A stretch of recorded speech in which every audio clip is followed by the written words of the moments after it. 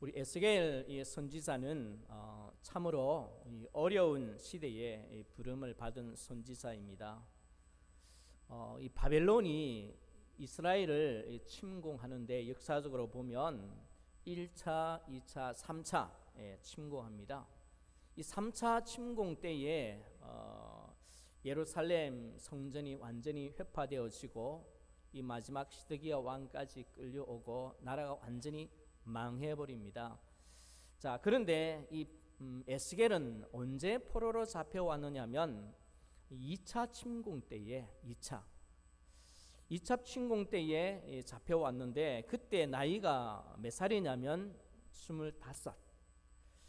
그리고 에스겔 1장 1절 2절 3절 보면 자기 자신을 소개하는데 어떻게 소개하느냐면 이 부시의 아들, 그 다음에 제사장 나 에스겔은 이라고 말해주고 있습니다. 그러니까 제사장의 아들이고 자기는 이제 마땅히 제사장 일들을 꿈꾸고 있는 이 청년이었습니다.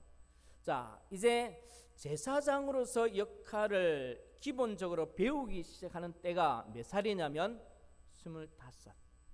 이제 성전에 가서 제사장의 일들을 배우려고 하는 그때에 전쟁이 일어나고 그때에 뭐가 되었다고요? 포로로 잡혀가는 거예요.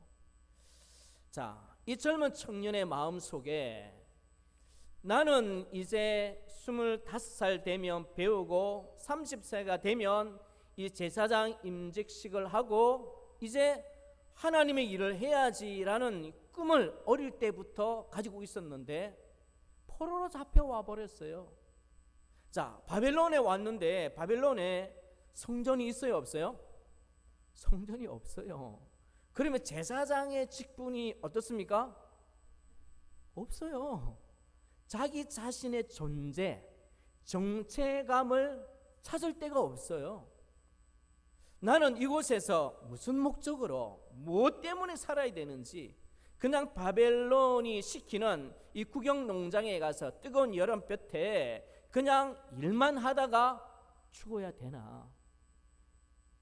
나중에 어떤 이 제사장의 일을 감당할 수 있을까? 이런 소망이 없는, 그래도 한 가지 소망이 있다면 무엇일까요?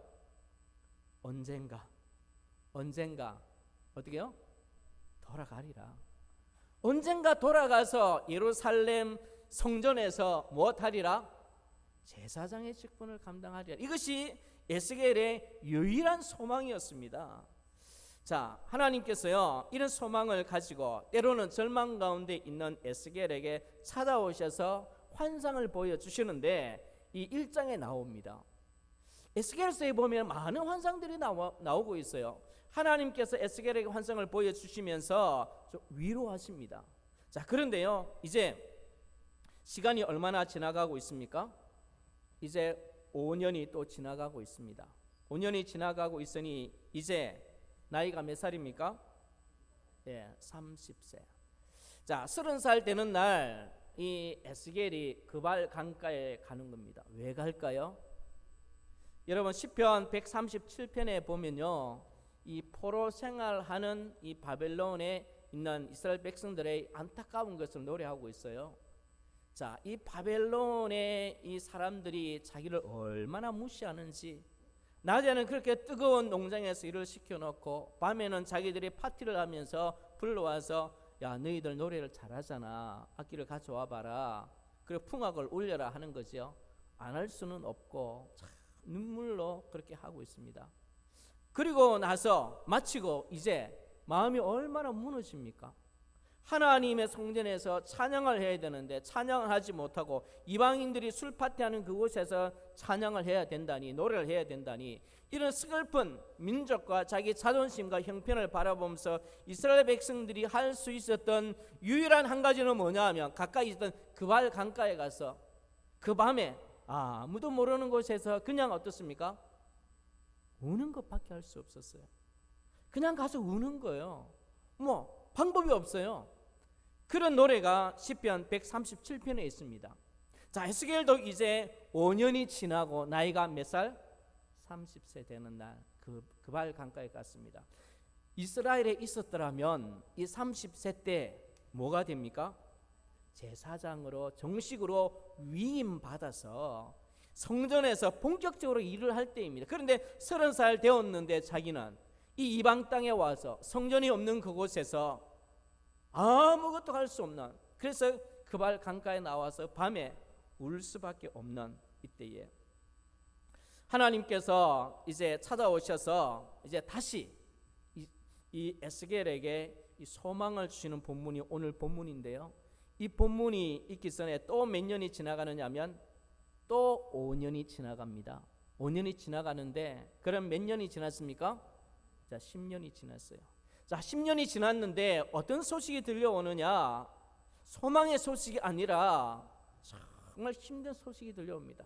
바벨론이 이스라엘을 침공했는데 이 3차 침공한 거죠. 3차 침공 때는 이 이스라엘 예루살렘이 완전히 어떻게 해요? 파괴됩니다. 그 성전이 완전히 무너지게 되고 이스라엘의 마지막 왕인 이 스드기야 왕이 눈이 빠지고 착고에 매여서 그냥 끌려오고 있어요. 이스라엘 왕이, 자기 왕이 이 바벨론으로 그렇게 초라하고 처참한 모습으로 끌려오는 거예요. 그러니 이 에스겔의 마음, 포로민들의 마음은 어떤 마음일까요?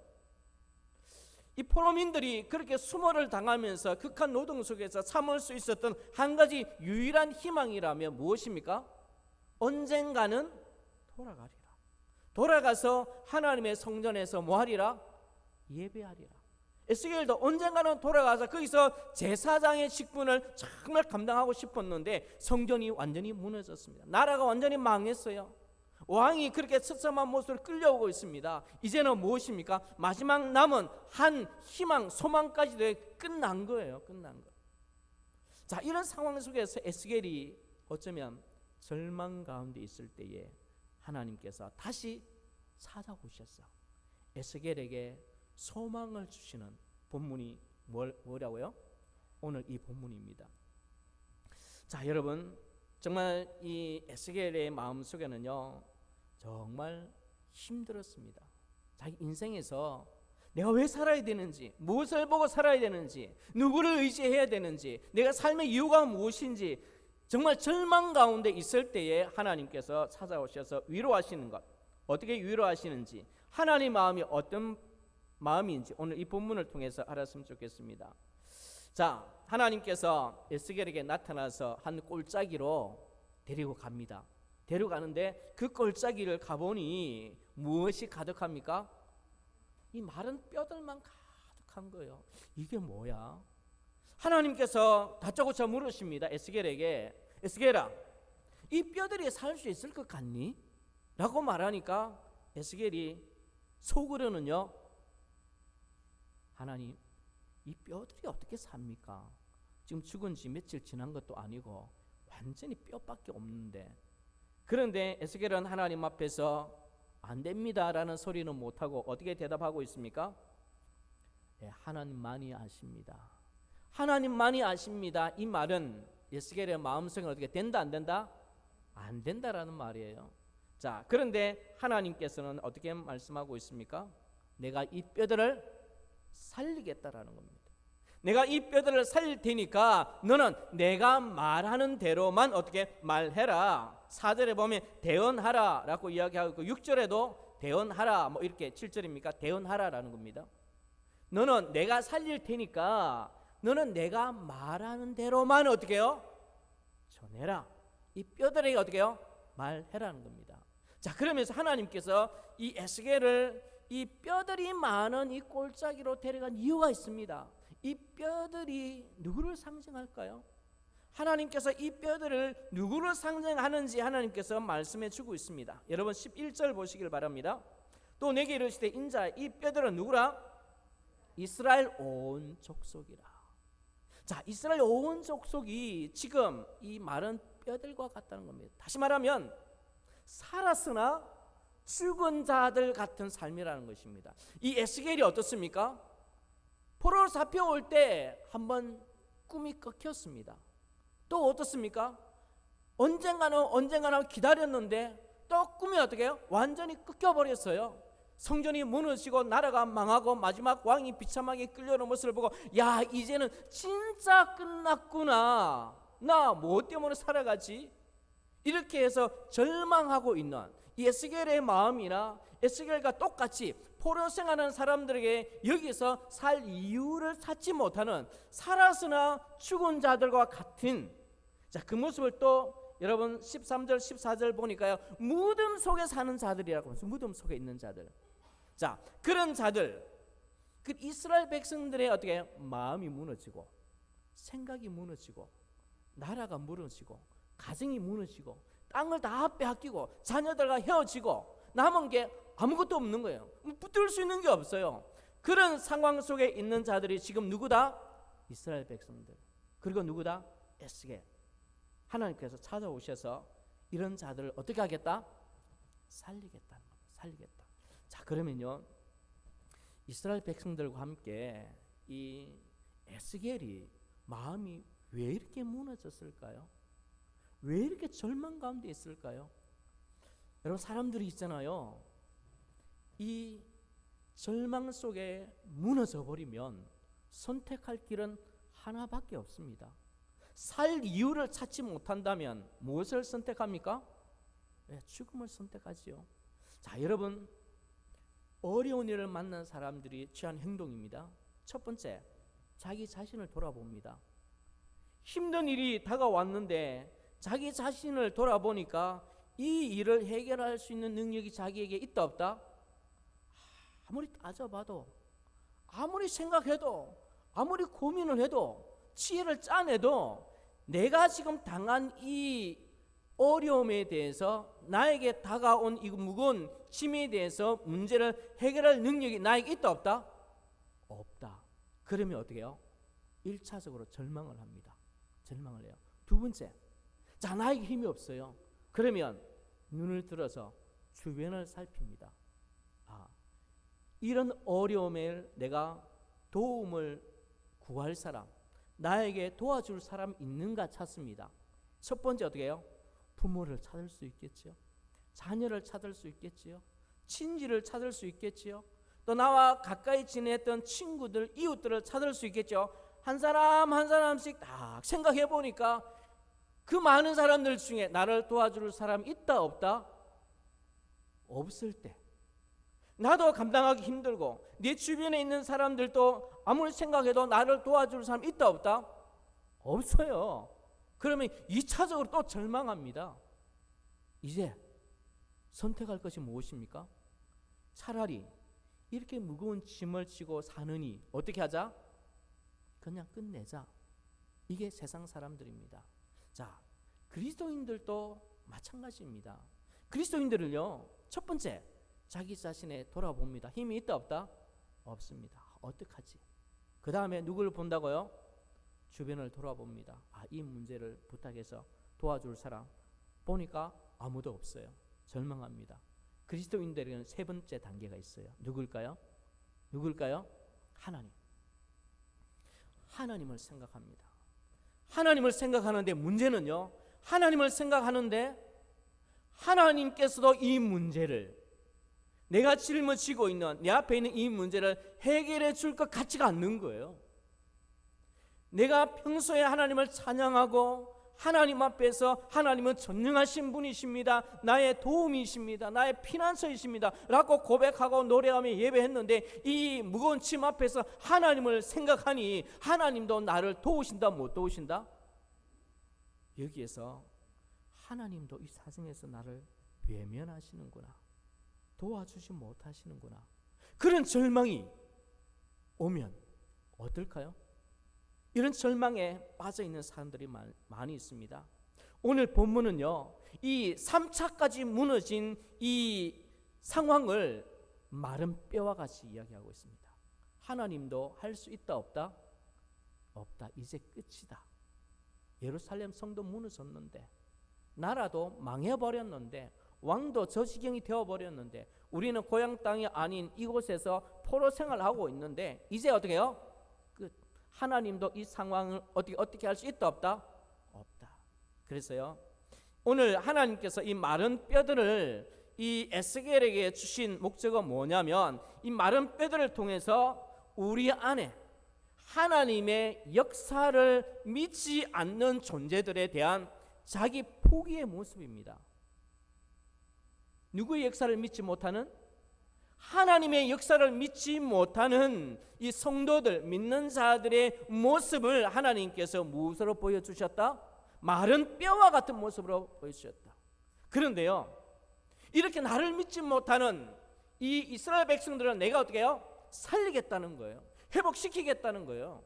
회복시키면서 하나님의 마음은 무엇이냐? 너희들은 나를 정말 믿지 못하느냐? 내가 누구인지 정말 모르느냐? 하나님의 마음은요, 이것을 살리는 이유가 있습니다. 마른 뼈들을 살리는 이유가 있습니다. 3번이나 하나님께서 오늘 본문에서 강조하고 있어요. 내가 왜 이런 마른 뼈들을 살린 줄 아느냐? 이유가 무엇일까요? 이 백성들이 나를 누구로? 여호와인 줄, 하나님인 줄 내가 제대로 고백하게 하리라라는 것입니다. 여러분 볼까요? 6절 보시길 바랍니다. 6절. 자, 너희 위에 힘줄을 두고 살을 입히고 가죽으로 덮고 너희 속에 생기를 넣으리니 너희가 어떻게 해요? 살아나리라. 그 다음에 또 내가 여호와인 줄 너희가 어떻게 해요? 알리라. 내가 너희를 살리겠다라는 겁니다. 그러면 살아나면 너희들은 하나님은 이런 분입니다. 하나님도 못하는 대우가 아니라 하나님 어떻게 해요? 하는 분이구나. 하나님이 이런 분이라는 것을 하나님께서요 가르쳐주기 위해서. 자, 또 볼까요? 13절. 하나님께서 이스라엘 백성들을 어떻게 해요? 무덤을 열고 너희를 어떻게 해요? 살아나오게 하겠다. 죽은 자 같은 너희들을 살리겠다. 그 이유가 무엇입니까? 너희는 내가 여호와인 줄을 어떻게 해요? 알리라. 그 다음에 14절 마찬가지입니다. 내가 또 내 영을 너희 속에 두어 너희가 살아나게 하고 내가 또 너희를 너희 고객 땅에 두리니 나 여호와가 이 일을 말하고 이런 줄 너희가 어떻게 해요? 알리라. 하나님의 영을 불어넣어서 살아나게 하겠다. 그 이유가 너희들이 살아나면 이제 누구를 믿겠다? 나를. 어떻게 했더라도 무너지고 절망한 하나님은 못한다라는 그 믿음을 어떻게 바꾸어서 하나님은 하시는 분이구나, 하나님은 이런 분이구나 라는 것을 하나님을 기억코 해내고야 말겠다는 환상이 오늘 이 본문이라는 것입니다. 여러분, 그런데요, 하나님께서 이 마른 뼈들과 같은 존재들, 그 다음에 어떻습니까? 무덤 속에 있는 이 마음이 무너지고 생각이 무너지고 삶이 무너지고 소망이 무너지고 이제 아무것도 없어요. 이런 자들을 하나님께서 다시 살리시는데 방법은 뭘까요? 이 2가지입니다. 방법은 2가지인데 첫 번째는요, 하나님께서 보세요, 이 뼈들에게 에스겔에게 말하라는 것입니다. 2번 말하라고 그래요. 첫 번째, 이 마른 뼈들에 대하여 말하는 첫 번째가 무엇입니까? 여러분 4절에 보면 뒤쪽에 너희 마른 뼈들아 여호와의 말씀을 들을지어다. 너는 뼈들에게 말해라, 대언하라, 여호와의 말씀을 들을지어다 라고 말하고 그 다음에 또 무엇을 말하라 하느냐면 5절에 보니까 그 다음에 너는 이 뼈들에게 사방에 생기를 불어넣어서 생기야 이 마른 뼈들에게 어떻게 해요? 들어가라 라고 대언하는 거예요. 2가지입니다. 뼈들에게 말씀을 어떻게 해요? 들어라. 그리고 사방에 있는 생기들에게 너희 생기들은 어디에 들어가라? 이 뼈들에게 들어가라는 겁니다. 이 말씀을 대언하라는 겁니다. 그런데 에스겔이 이제 7절부터 어떻습니까? 하나님의 말씀을 들은 것을 이 뼈들에게 명령하기 시작합니다. 어떻습니까? 7절에 이에 내가 명령을 따라 대언하니, 대언할 때에 어떻습니까? 어떻게 대언했습니까? 뼈들아 여호와의 말씀을 어떻게 해요? 들으라 하니까 들었던 이 뼈들이 어떻습니까? 소리가 나고 서로 자기 뼈들을 어떻게 해요? 찾아가면서 맞추기 시작합니다. 맞추어진 이 뼈들에게 무엇이 생깁니까? 살이 붙고 가죽이 생기며 살아나기 시작하는 거예요. 무엇을 들을 때에? 여호와의 말씀을 들으니. 그리고 여기에 부족한 한 가지가 있는데 2번째, 에스겔이 하나님의 말씀을 대언합니다. 사방에 있는 생기들을 향하여 생기야 사방에 와서 이 죽음을 당한 이 사람들에게 어떻게 해요? 들어가 살아나게 하라라는 명령이 떨어지자 말자 어떻습니까? 이 뼈들이 어떻게 해요? 살아서 진짜 움직이기 시작하는데 생기가 들어가니까 이 뼈들이 어떤 모습으로 변하느냐, 9절 보시기를 바랍니다. 9절. 또 내게 이르시되 인자야 너는 생기를 행하여 대언하라. 생기에게 대언하여 이르기를 주 여호와께서 이같이 말씀하시기를 생기야 사방에서부터 와서 그 다음에 어떻게 해요? 죽음을 당한 자. 이 죽음을 당한 자라는 표현은 무엇일까요? 힘이 없어서, 약해서, 능력이 없어서 강한 자에게 그냥 어쩔 수 없이 당할 수밖에 없는 약한 자의 모습입니다. 그런데 말씀을 듣고 생기가 들어간 자를 어떻게 표현하고 있느냐, 죽음을 당한 자가 아니고요, 어떻게 표현하고 있느냐, 10절 보시길 바랍니다. 이에 내가 그 명령대로 대언하였더니 생기가 그들에게 들어가매 그들이 곧 살아나서 일어나 서는데, 그 다음에요, 극히 큰 뭐요? 군대가 되는 거예요. 군대 알죠? 이 군인들 어떻게 싸워서 이기는 자들입니다. 이 군대인데 어떤 군대입니까? 이 부사를 두 개나 강조하고 있어요. 큰 군대, 그 앞에 또 어떻게 해요? 극히 큰 군대. 죽임을 당하는 약한 자가 아니라 모든 것을 제압하여 이기는 어떻습니까? 강한 힘을 가진 극히 큰 군대로 어떻게 해요? 변화되는 거예요. 다시는 지배받지 않고 다시는 다른 사람에 의하여 타살되지 않은, 억울하고 비참함을 당하지 않은 극히 큰 군대로 하나님께서 변화시켜 주는 거예요. 마음속에 무너지고 뺏겼던, 왜 살아야 되는지 모르는 그들에게 하나님께, 이 그들이 누굽니까? 에스겔과 이스라엘 백성들이 아닙니까? 무너진 에스겔이요, 이 환상을 보고 힘을 얻기 시작합니다. 여러분, 하나님께서 이 에스겔에게 이런 은혜를 주십니다. 무너진 사람들, 내가 하나님을 믿는다라고 말하지만 하나님조차 돼요, 안 돼요? 안 돼요 라고 할 때가 여러분 혹시 없었습니까? 아무리 생각해도, 아무리 궁리를 해도, 아무리 기도해도 캄캄한 내 앞길에 길이 없는 거예요. 그때 어떻습니까? 아, 이제 끝이구나, 너무 힘들어, 나 이렇게 못 살겠어. 여러분, 이럴 때 누가 찾아오신다고요? 하나님 찾아오십니다. 여러분, 그러나 여러분요, 하나님께서 이런 사람들에게, 이스라엘 백성들을, 마른 뼈와 같은 자들을 살리시는 방법이 두 가지입니다. 뭐라고 했어요? 말씀으로 다가오시고요, 그 다음에 어떻습니까? 성령을 불어넣어 주시고, 그때에 새로운 사람으로, 힘 있는 사람으로, 문제를 지배하는 사람으로, 절망을 이기고 소망을 가진 사람으로 바뀌는데요. 자, 하나님께서 이런 역사를 어떻게 하시느냐, 여러분 36장에 가보시기를 바랍니다. 하나님의 마음이 담겨져 있습니다. 여러분 36장 이 마지막 부분에 36절, 7절, 8절이 있는데요. 이 36장 36절에 하나님께서 이 무너진 이스라엘 백성들을 내가 다시 어떻게 해요? 일으키겠다라고 하나님 벌써 이미 계획하셨어요. 작정하셨어요. 그런데 37절에 내가 계획하고 작정하고 했지만은 그러나 나는 기다리겠다. 자, 보세요. 37절. 주 여호와께서 이같이 말씀하셨느니라. 그래도 이스라엘 족속이 이같이 자기들에게 이루어 주기를 내게 어떻게 해요? 구하여야 할지니라. 여러분, 하나님께서 일을 시작하는데 언제 시작하십니까? 구할 때입니다. 하나님 앞에 구할 때입니다. 구할 때 성령이 우리 속에 임재하고 역사하시는 것입니다. 여러분, 하나님이 역사하시는 두 가지 방법, 오늘 이 본문을 통해서 첫 번째는요, 말씀을 들어야 됩니다. 내가 하나님을 믿는다 이것으로 우리에게 다가오는 세상의 이 무거운 무게를 이겨나갈 수 있을까요? 감당하기 힘들 때가 많습니다. 우리가 말씀을 먹어야 힘을 얻지 않습니까?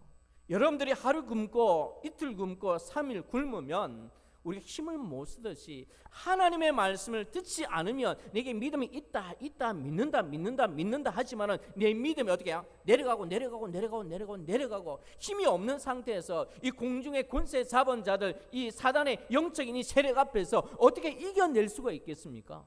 그러니 어떻습니까? 성전도 무너졌다, 나라도 망했다, 집도 파괴되었다, 나는 포로 생활하네, 여기서 종노릇하네, 뭐가 있느냐? 이제 끝이다. 이런 겁니다.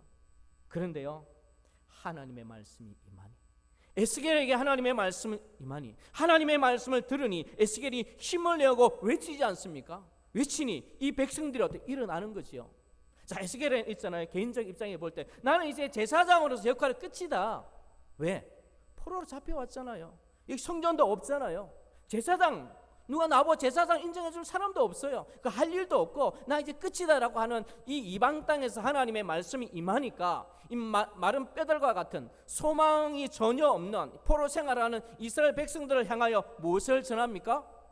하나님의 말씀을 전하는 거예요. 하나님께서 회복시켜 주실 것이다. 37장 2장에 보세요. 에스겔은요, 성전도 없어요. 이방 땅에서 어떤 역할을 감당하고 있습니까? 제사장의 역할, 예언자의 역할을요 충분히 멋지게 감당하고 있습니다. 여러분, 말씀이 임하면 여러분이 힘을 얻을 수 있는 유일한 방법 중에 하나가 어디로 가까이 나가는 길입니까? 말씀을 듣는 겁니다. 여러분, 말씀을 듣는 것이 주일날 와서 저와 함께 말씀을 나누는 것, 수요일날 말씀을 듣는 것 굉장히 중요합니다. 그러나 또 이보다 또 더 중요한 것이 있다면 또 무엇일까요? 여러분이 성경을 펴는 겁니다. 여러분이 펴는 거예요. 여러분, 옛날처럼 하나님께서, 아니면 또 여러분들이 내가 그냥 잘 때 하나님께 누구야 하고 이렇게 말씀하여 주시고, 또 어떻게 해요? 누군가를 통해 들려주시면 천사를 보내주시면 좋겠지만 하나님께서는 이것보다 더 좋은 방법이 있다라고 하시면서 우리에게 말씀으로 다가와 주셨어요. 그것이 무엇일까요? 성경. 우리 육신의 눈으로 하나님을 볼 수가 없어요. 만질 수가 없어요. 하나님께서 계획하신 것은 무엇입니까? 어떻게 하면 이 백성들에게 나를 잘 드러낼 수 있을까? 내가 그들 가까이 있을 수 있을까? 찾으면 언제든지 내가 그들을 만날 수 있는 방법이 무엇일까? 하나님께서 고민하면서 우리에게 주신 것이 무엇입니까? 내가 말씀으로 나타나야 되겠다. 내가 말씀으로 이들에게 접근해야 되겠다. 그래서 우리에게 말씀을 주신 거예요. 여러분, 하나님을 만나고 싶습니까? 하나님의 음성을 듣고 싶습니까? 하나님의 능력을 기대하십니까? 그러면 무엇을 펴라? 성경을 펴시기를 바랍니다. 하나님께서 우리에게 다가오시는 최고의 방법으로 주신 것이 이 말씀입니다. 말씀 읽을 때에 여러분은 힘을 얻게 되고 위로를 받게 되고 하나님의 약속의 말씀을 받게 되는 것입니다. 자, 두 번째는 무엇입니까? 이 생기. 이 생기가 뭘까요? 14절 보시길 바랍니다. 에스겔이 이 마른 뼈들에게 사방에서 생기야, 그 다음에 이 뼈들에 들어가라는데 이 생기를 하나님께서 이렇게 표현하고 있습니다. 14절, 내가 내 영을 너희 속에 어떻게 해요? 두어 너희가 어떻게 해요? 살아나게 하겠고, 이 생기는 하나님의 성령입니다. 하나님의 은혜고 하나님의 능력입니다. 이 하나님의 은혜와 하나님의 능력, 성령의 충만한 역사가 성경에 우리에게 들려주지 않습니까? 어떤 때에 성령 하나님께서 우리 속에 역사하고 있습니까? 부르짖어 기도할 때입니다. 사모할 때입니다. 하나님의 성령이 내 속에서 이 문제를, 이 부분을 하나님 해결해 달라고, 살려달라고 기도할 때에 하나님께서, 이 성령께서 우리 속에 역사하시는 것입니다.